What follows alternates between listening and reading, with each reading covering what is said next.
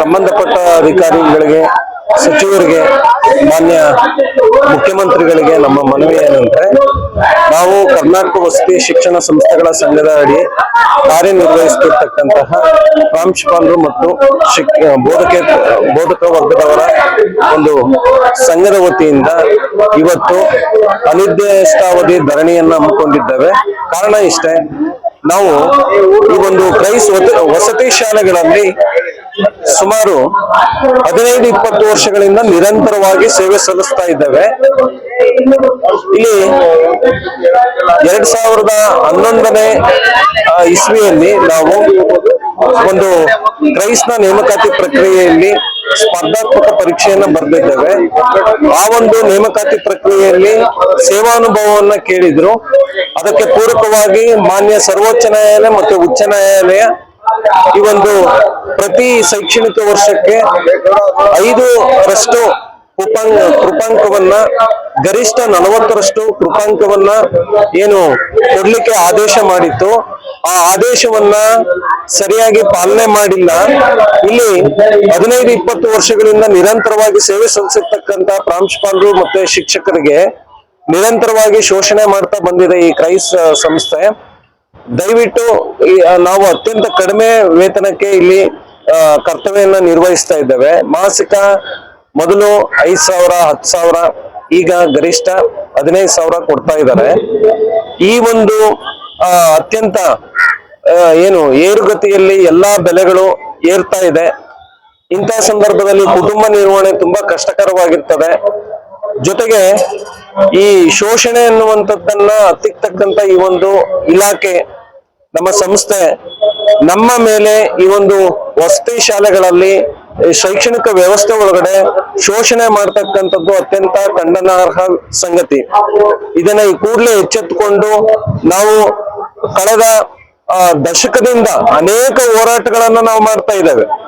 ಆದರೆ ಯಾವುದೇ ಹೋರಾಟಕ್ಕೂ ಕಿಂಚಿತ್ತು ಒಂದು ಬೆಲೆ ನೀಡದೆ, ಈ ಒಂದು ವಯೋಮಿತಿ ಮೀರಿರ್ತಕ್ಕಂತಹ ಪ್ರಾಂಶುಪಾಲರು ಮತ್ತು ಶಿಕ್ಷಕರ ಒಂದು ಬೇಡಿಕೆಗಳಿಗೆ ಯಾವುದೇ ಗಮನ ನೀಡದೆ ನಿರಂತರವಾಗಿ ಶೋಷಿಸ್ತಾ ಬಂದಿದ್ದಾರೆ.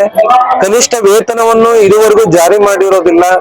ಜೊತೆಗೆ ಸರ್ವೋಚ್ಚ ನ್ಯಾಯಾಲಯ ಮತ್ತು ಉಚ್ಚ ನ್ಯಾಯಾಲಯ ಆದೇಶಗಳಿಗೆ ಯಾವುದೇ ಕಿಮ್ಮತ್ತು ಕೊಡದೆ ನಿರಂಕುಶವಾಗಿ ವರ್ತಿಸ್ತಾ ಇರ್ತಕ್ಕಂಥದ್ದು ನಿಜಕ್ಕೂ ಖಂಡನಾರ್ಹ ಸಂಗತಿ. ಈ ಕೂಡಲೇ ಎಚ್ಚೆತ್ತುಕೊಂಡು ಘನ ನ್ಯಾಯಾಲಯಗಳಿಗೆ ಒಂದು ಬೆಲೆಯನ್ನ ಕೊಡಬೇಕು, ಆದೇಶಗಳನ್ನ ಪರಿಪಾಲಿಸಬೇಕು. ಇದು ಪ್ರಜಾಸತ್ತಾತ್ಮಕ ವ್ಯವಸ್ಥೆ.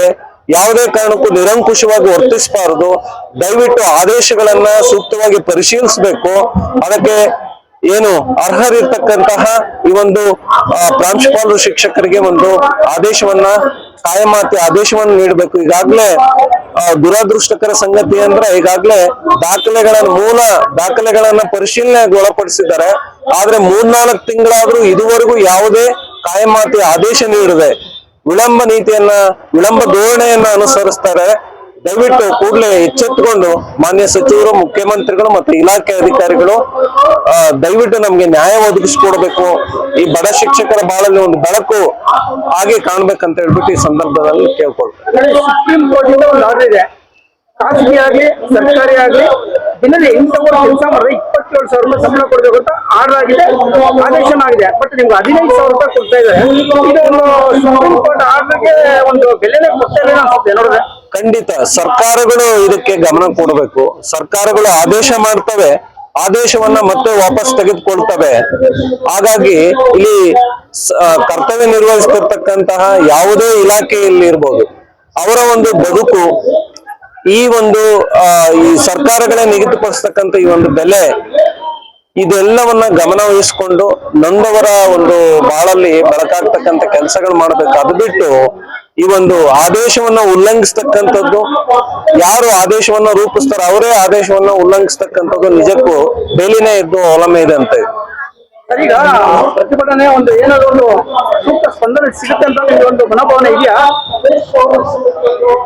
ಖಂಡಿತ ಆ ಮನೋಭಾವನೆಯಲ್ಲೇ ನಾವು ಧರಣಿ ನಡೆಸ್ತಾ ಇದ್ದೇವೆ.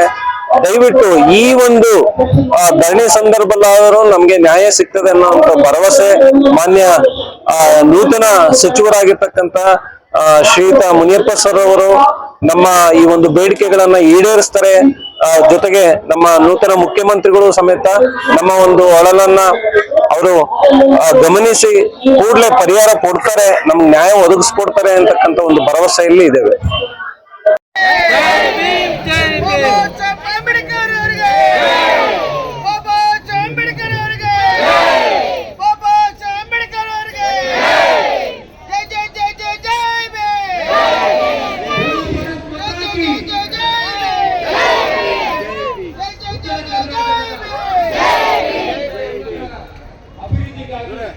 ಹೇಳಪ್ಪ ಅಷ್ಟು ವರ್ಷ ಹೇಳ್ತಾರೆ.